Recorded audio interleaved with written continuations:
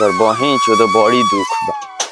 अब ले घर में पैखाना बन गए रहते है गोपर्ती में गाड़ लटका के नानू होगे जैती भेटाओ पढ़ानवा एकर बही चो हित के ना बिना मुर्गा के छिलल चाम बना देन तो हमरो नाम झाटू घोसला ना। का रे प्रधानवा के जितावे के तो पूरा अपन गांड के दम लगा देल रहे ओकरा तो तोरा गांड के फिकरे नइखे। तेहू तो प्रधानवा का चटते रहले तबो गाड़ा में गाड़ लटका के होगता रे। हम तो कहिए सरवा के पोंछ छोड़ देनी बाकी ते तो सारा रोज जाते रहो देसिलो साड़ के लाना में तेल लगावे कि पैखाना बना दी बार ना बार बार बार बार बार।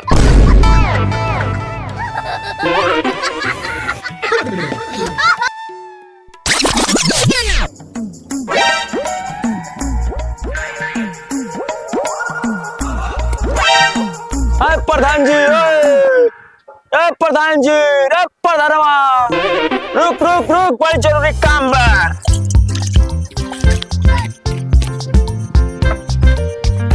का रे का हो लड़ा छुके प्रणाम करते खुश रह खुश रह खुश रह। का बात बा हम ई कहल चाहतनी कि हमरा का पैखाना देबे कि ना। पैखाना बबुआ अभी तो के आवतान कहती तो है चेलावा से झीली में बनवा के ले ले तोरा खातिर। अरे सारा प्रधान के बाप के चोदो अरे हमारा कहे का मतलब कि टोंकी सहित अच्छा वही में नहइबे काते पूरा बहिनी के प्रधान जी है प्रधान जी है। अरे प्रधान बेटी चो अरे हमारा कहे के मतलब कि इज्जत घर कि होगी तो हमारी इज्जत ना लौके अच्छा ठीक बा बाबू का नाम जोड़ दी है तो नाम जोड़वा देता नहीं तो हमारा अल्लाह पका था कि होगी तो इज्जत ना लौकी। अच्छा ठीक बा चला तनी। अच्छा रोवे बताई रोवे 25 को वोट खाती ऊ बहिन चोदवा दरोगा 100 डंडा मोर ले बा तब रोवा के तो वही नहीं अरे वो सामने दगत नहीं लोटा लेके मैदान फिरे जाता नहीं वो ठीक लगता ना बबुआ ठीक तो नहीं खेल लगत लेकिन हम तहरा के जल्दी हम टंकी ऑर्डर करावत टेंशन मत लेकिन हमरा के मारो मत हम तार प्रधान न होई मारो ना चला बुरबक हबो आ जाएगा चल। हां जल्दी जाए तो तने अगर वो काम बा तब न तोरा टंकिया में काम लागी काम। हां दूसरा प्रधान न है हां बोल लगलो चल तने हम बबुआ जल्दी तार टंकी ऑर्डर हो जी देखते बानी। हां सार तो नहीं तार बात घोड़ा के पास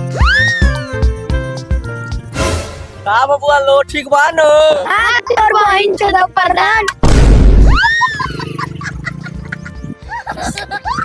का प्रधान तार इज्जत नइखे।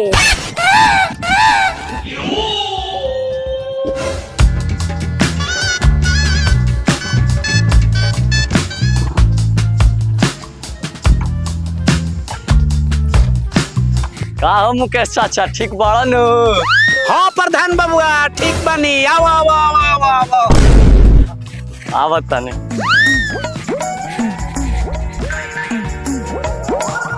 प्रणाम खुश रहा सब ठीक बा। हाँ चाचा जी सब तहन लोग के दया से सब चलत ठीक। चाचा कोने कहे जो आवास वास पास कोई तो फायदा होता नु तोड़ दिहल हाँ ई रकम से लागल बा रकम से हमने की दले ना तब तो रोकल मुश्किल हो भाग रे।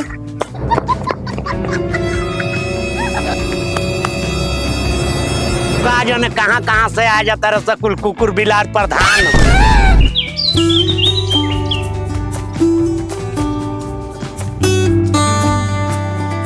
अरे का प्रधान जी हाँ प्रणाम प्रणाम प्रणाम प्रणाम प्रणाम प्रधान जी प्रणाम प्रणाम प्रणाम प्रणाम प्रणाम प्रणाम प्रधान जी प्रणाम प्रणाम प्रणाम प्रणाम प्रणाम प्रणाम ठीक बा। हाँ ठीक बा प्रधान जी।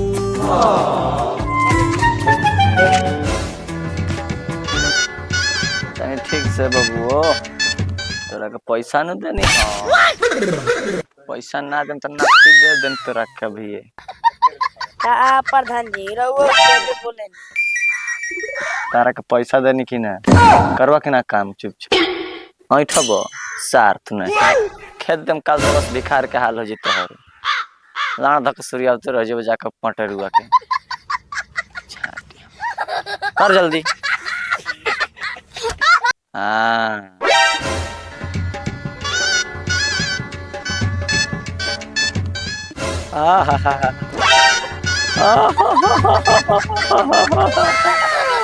कौन है कौन हो प्रधान कहाँ हो कहाँ हटो हटो पहले हटो कहाँ कहाँ बाबू कहाँ हाँ बैठो बैठो बैठो हाफ मत बैठो बैठो का समस्या बा बताइबो 12 गो लड़का और मर्द मेहरारू बानी जा लाण भर घर में बानी जा अजी को छोट मोट आवाज पास करा दे हाँ काहे ना तू गौरू केने सुरंडी भगा के बियाह कर लेला और वो अच्छा घर रह जाए वही में 10 का 12 13 का 15 16 17 मैं हो जाए टेंशन का ले बड़ा बानी नो गांव के प्रधान बानी कोनो भी समस्या हो ताके बतावल जरूरी हो हाँ जी तबे न तहर कार्यक्रम आगे बढ़ी और कोनो समस्या होके तो बताओ हे प्रधान जी इहे एगो समस्या बा कि हमारा आवाज उठा दी है ना तो चलो है ना तो हमारे चलवा के नुनिया ले ला लो आवाज के सत्ती उठा न कोनो लाड़ हो गाय देखाते उठी जाई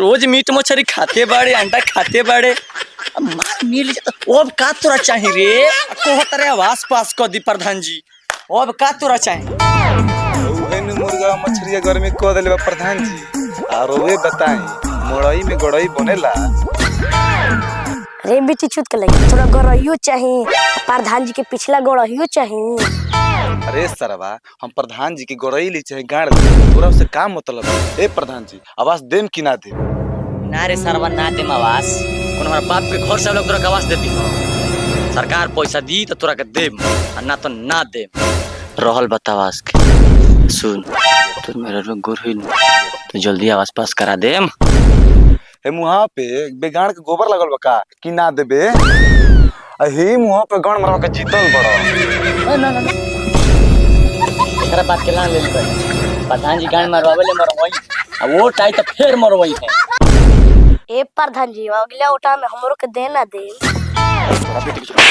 चुप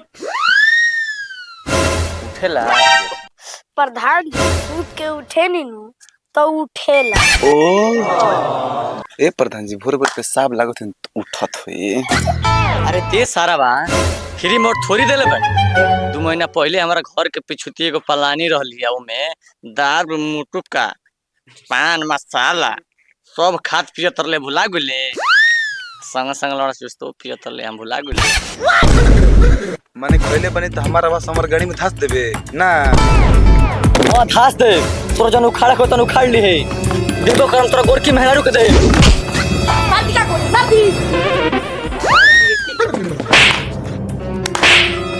प्रधान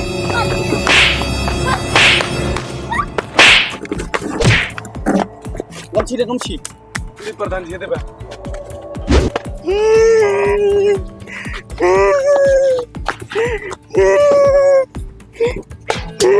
प्रधान जी माफ कर दी गलती हो गई तोरा गाड़ी के अपना लात से चोट लगा दे उठाए हमारे कब्जा के बैठे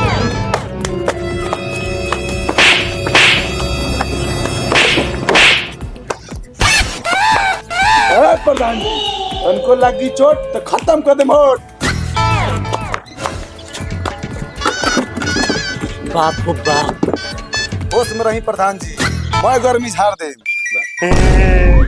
ए प्रधान जी माफ कर दी गलती हो गई माई हो माई बड़ी दुख बनी प्रधान जी अरे रो मत बबुआ का दिक्कत है परेशानी बा रो मत ए प्रधान जी हम जी की मर्जी हमरा बुझात नहीं हम बहुत तकलीफ में बानी मुआबे काहे नौकरी के टेंशन बा तनी मुनी पढ़ लिख 6 लाख रुपया दे नौकरी लगा दे तनी तोरा आईएएस में प्रधान जी न है हम प्रधान जी अरे प्रधान जी हमरा नौकरी के दिक्कत नहीं थे हम बहुत परेशानी में बानी अरे मार बहन चोदवा करे चुप चुप प्रधान जी हम तो चुप हो गई अब हमारा तकलीफ सुनी हमारा माल चाहिए जी मन बोले कहा हम तोनी के बोली बबुआ, तोनी के तो दिक्कते हमार सुनी के दम मुड़ी गेल माई। कुछ बोले लायक शब्द नहीं खे तनी के हम सब समस्या के हल करम, तनी के यहाँ से जा सो। प्रधान जी हमार मलिया दिया बात मार सारा बेजूजी के लड़का करे कोनो राशन की बांट दी। प्रधान जी सारा कपार खा गोलन सो। ए प्रधान जी हमारा आवासा अरे सारा तोरा के हम को हाली कहीं के तोर मुंह देबे लायक नहीं खे कहत तन्नू के फोन आई तो हम दे दे। अभी तो यहाँ से जो भागे से जो। प्रधान जी ऐसे बोलो तो मैं उठ खराब हो जाएगी। ए तक मैंने भाई अरे खिजिया मत हो, कल तार काम करा दे। का प्रधान जी? जी हाँ तो भैया लो नमस्कार बाटे। हम आगल बनी करा मठोगिंदरगिरी गांव में। तो का हाल बाटे? हमारा चैनल से रश चुअता। कहाँ से हो, आगे से कि पाछे? कहाँ से का? पैखाना के पानी से। तेरे कारण कर चुपचाप हेंतर मत बतियाओ। ए रिपोर्टर साहब और आज्ञा हो तो तनी खैनी बना ले। ये हमार जूजी ना बना ली।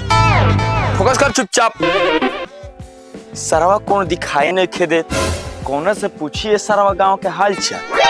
आए देखो तो रहो लागत एगो आवत।